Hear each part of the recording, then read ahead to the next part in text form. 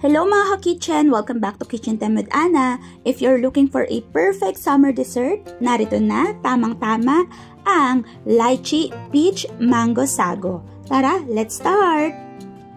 So first, lutuin muna natin yung ating sago. This is 1 cup of small tapioca pearls na isasalang lang natin sa kumukulong tubig for 10 minutes. Halu-haluin din natin ito occasionally para ma-make sure natin na hindi siya nagdidikit-dikit.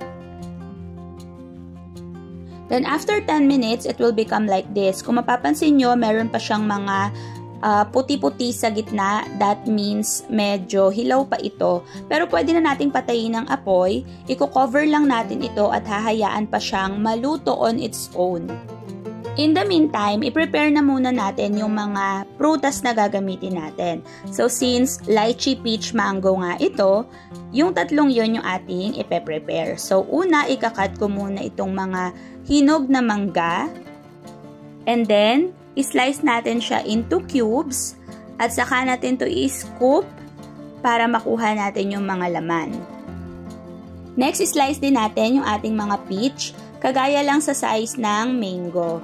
And if you will notice, in can yung aking gagamitin kasi wala namang nabubuhay yata na peaches dito sa Pilipinas.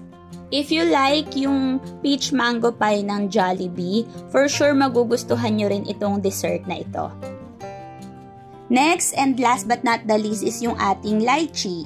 So, yung gagamitin ko ay nakalata lang din kasi hindi na in season yung lychee ngayon or lychee. Bahala na kayo kung anong bigkas nyo dyan.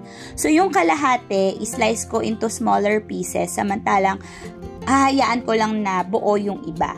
Para lang may iba't ibang sizes dun sa ating sago. Then, after ko i-prepare lahat ng fruits na gagamitin, is just enough time para tuluyan ng maluto yung aking tapioca pearl. So, nakikita nyo, translucent na siya. Ibig sabihin ito, luto na ito. So, ang gagawin natin, huhugasan or i-rinse natin ito sa malamig na tubig. Then, ready to assemble na tayo. Pagsamasamahin lang natin yung mga ingredients sa ating mixing bowl. Next, maglalagay din ako dito ng coconut jelly or mga nata de coco, pero optional lang ito mga ka-kitchen.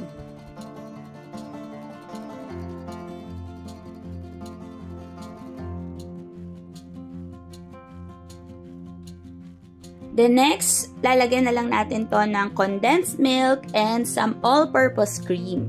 Then, mimix natin to together at hahayaan nating lumamig sa fridge.